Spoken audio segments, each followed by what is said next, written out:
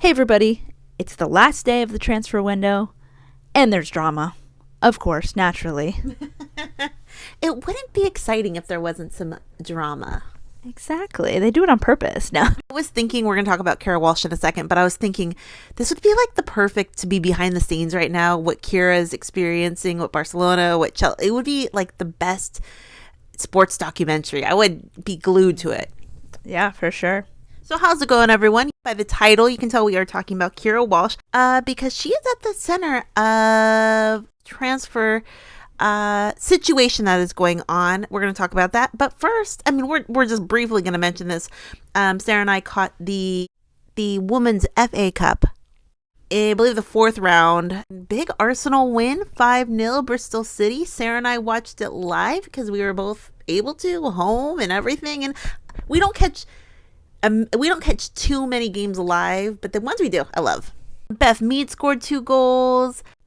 Stina scored 2 goals. Freda Monum scored a goal. So excited to see that. And do you guys like their all-white kits? I don't know if I like their all-white kits. I like the way they're kind of all oversized, though. Sometimes kits you wear pretty close to your body, but I like how oversized they look on most people. Yeah, it looks more comfortable. Yeah. And I know it's the No More Red initiative to keep youths free of violence and stuff. So that's very important. But just aesthetics alone, I don't know if I like them. They're very clean looking, but I don't know. But big win there. So great to see that. Then the next big game is over the weekend. So we will see what happens. But I don't think we're going to see the person we are going to talk about next, because remember over the summer and even a month ago we talked about Keira Walsh maybe going to Arsenal. Yes, I do remember that. Now, apparently that was thrown out. And apparently it looks like if she is going anywhere in this transfer window, it's going to be to, drum roll, I'm sure everyone knows, it's going to be Chelsea if she's going anywhere. But there is drama because we don't know if Barcelona is going to allow this. But there's a lot to this story. And there's like a lot to this story. The first thing that Sara and I actually saw a couple days ago, and I think most of Woso saw this, there was a post on TikTok. And Keira Walsh looked really sad. And I felt so bad. It was sad to see. Yeah, I told Sara this. I wanted to call this video, "Why is Keira Walsh sad?" That sounds a little insensitive because it's a real situation that's going on. But we kind of figured out why. Most people knew why she was probably not having it or feeling it. But she looked really sad and just looked kind of miserable. Yeah. Yeah. And this is the thing. Barcelona beat Real Madrid in 5-0 in this Supercopa de España Femenina. Yeah, big. I'm not too. This isn't the league, but maybe there's a cup. You know, a lot of the leagues have cups throughout the season or trophies. I'm not quite sure what this is, but it looks pretty major. When I put Barcelona women, you know how on Google the fireworks happen. The Barcelona got the fireworks for this, so this seems like a pretty big deal. And you know they were pumped. Barcelona beat Real Madrid 5-0, so a big win. And a couple things happened. Number one, this was Keira Walsh's 100th appearance at Barcelona. She's been there, I guess, 2 years. And 100th appearance, and that's a pretty big deal, 100. I mean, obviously, it was a final. She didn't start, but 100th appearance, and that's kind of where this comes into play. She came in the 85th minute when the score was already 5-0. And for someone like Keira Walsh, for Keira Walsh, it's her 100th appearance. She comes in for kind of, I don't want to say garbage time, but hey, at least you got in out. I don't know if you feel good about that. But that was part of the context of why at the very end she looked so upset. I mean, I can understand her being upset. You want to play, you want to have a big role on the win, but she really didn't in this game. The fact that she only went in for 5 minutes kind of sucks. Yeah. Just adds to the hurt. Yeah. And so somebody took a video from the stands and she just really looked really sad. I'm sure most people have seen it, but Irene Paredes. Yeah. You know, they were passing around the trophy, and she goes to Keira, hey, you want to, hold the trophy, kiss the trophy or whatever. And Keira's like, no, don't just looks sad. She didn't look sassy. She just looked sad. She's like, no, I don't want to. Like, what do I have to celebrate, kind of. I hated it. I know. Don't make me relive it. I'm playing it and, ooh, sad. So that was part of the thing. But obviously, we remember over the summer, there was a trade that everyone wanted. Keira signed off on it. Arsenal apparently offered a largest transfer fee ever, and at that time Barcelona said no. Barcelona was the ones who decided this wasn't going to go because they still wanted Keira Walsh. They still wanted her on the team. She'd been very valuable, so that the kibosh was put on that. So after that, a couple things happened. Okay, first of all, I don't follow this too closely, so everything I'm hearing or reading, it's just things I've kind of picked up. A lot of the reports are in Spanish, and a lot of the fans are in Spanish. I know Sarah's our Spanish speaker. Hola. But it's sometimes hard to follow, especially if there's a lot of information out there. So I might get some of this wrong, but let me know if I do. And it seems like one of the reasons why Keira wanted to be transferred to Arsenal, or kind of back to the WSL, is because she wasn't getting as much playing time as she did previously. When she joined the team, Alexia was hurt. She was injured. And so Barcelona knew they needed a midfielder that could fill in for Alexia. And then once Alexia came back, then they weren't utilizing Keira as much. And apparently something had to do with the old coach, their formation, utilized Keira, and the new coach didn't rate Keira as highly. Not quite. That sounded harsh, but when Alexia came back, then Keira wasn't playing as much, and so that was hard. And also, when this whole transfer thing over the summer happened, it seems like Keira was pretty straightforward with Barcelona, from what I can tell. When Keira expressed to them, let them know, yeah, I want to leave. I'm not going to re-sign my contract. This is my last year of my contract. I'm not going to re-sign. I want to move on, basically. And from what I gathered, when Barcelona kind of figured that out, or said, okay, we know where she stands, they kind of did the thing, well, we're going to punish her. We're not going to give her minutes. We're going to bench her. We're going to not play her because of that. And then there was an article that came out, or a report came out by one of the main journalists for the Barcelona. This person's very famous, but I don't know too much about her. But Maria Tikas, she had some type of article that said Keira was now going to be a secondary player. She was going to be a support player. She wasn't going to be featured. I mean, I think everything from Keira obviously wanted to leave over the summer.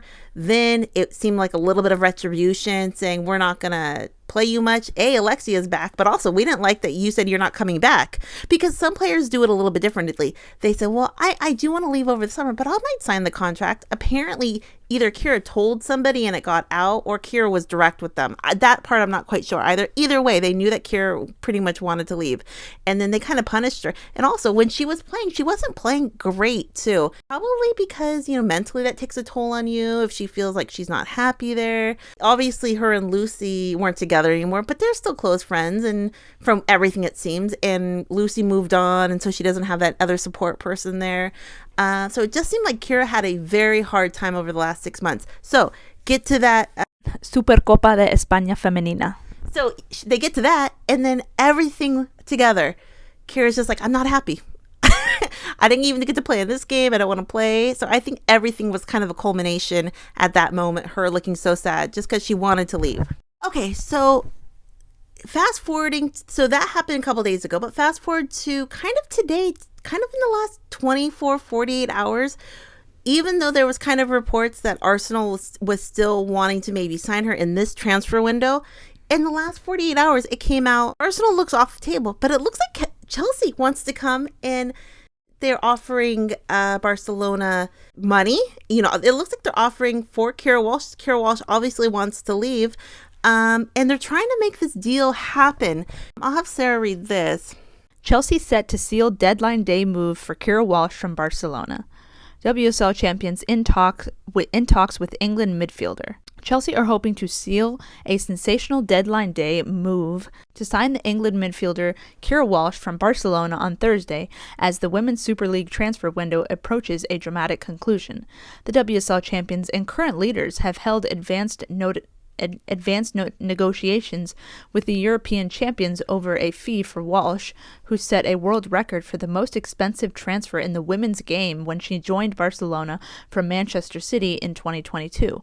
Walsh has helped Barcelona win back-to-back Champions League titles in the past 2 seasons, but her contract is due to expire in the summer.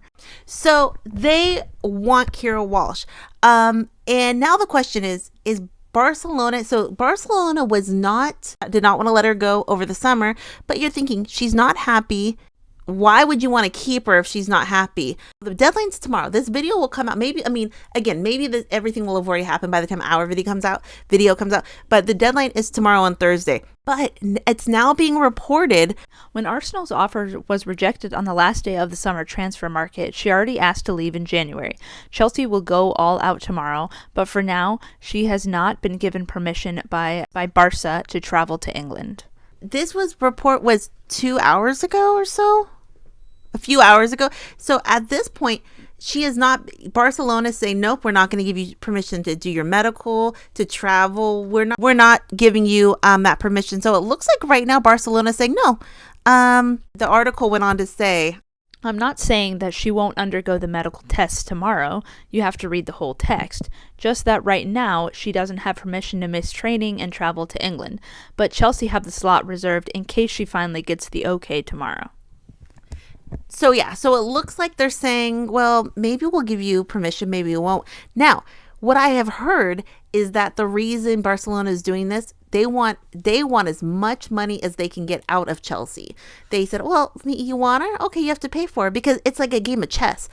Chelsea wants her, but in 6 months when her contract is over, then she will be a free transfer. You don't have to pay a transfer fee when your contract's out. So Barcelona was like, well, yeah, we want to get money from her, but we want enough money for her. So Chelsea might just be like, no, we're not going to pay that, because this is also what I heard. Chelsea has a lot of money. We've been talking about that. But apparently, Chelsea doesn't have as much money as a lot of people think, and myself included, because when they paid the money to Naomi Girma, they didn't give San Diego Wave the full $1 million. They're doing it like on a payment plan. And people have said, well, if they are that rich, they wouldn't have to do a payment plan. And that hurts San Diego not to get all that money, because they can't use that money. So it's kind of a game of chess right now. Is Barcelona going to allow her to go? Is the price going to be enough? And another question would be, why would Barcelona sell valuable players to their closest UWCL rivals in the middle of the season? Be serious for a minute. And then this person says, she was leaving anyway, so better make money than letting her go free. Yeah, and that makes a lot of sense. Barcelona's saying, we want money. We know we're not going to get any money in 6 months. It's going to be interesting to see how this unfolds, but it was obvious. Keira was not happy. Keira looked pretty miserable at the celebration. And then, here are some comments from that TikTok. It says, they froze her out after her agents said that she wanted to leave. It's football, but she doesn't have to be a Marty Mayer about this. It makes sense. Didn't she just hit 100 games from Barca to then only get to play like 10 minutes in the cup final must have hurt, even when we all know she's leaving anyways. Yeah. Someone else says, just be honest with yourself. Keira was only starting because Alexia was out. Maybe if we play a 3-4-3 with Mappy, Ona, and Rolfo in the back, maybe Keira can start alongside Alexia, Aitana, and Alexia. Aitana, and Alexia. Whoa, double Alexia. Yeah, maybe I think they made someone else. Yeah.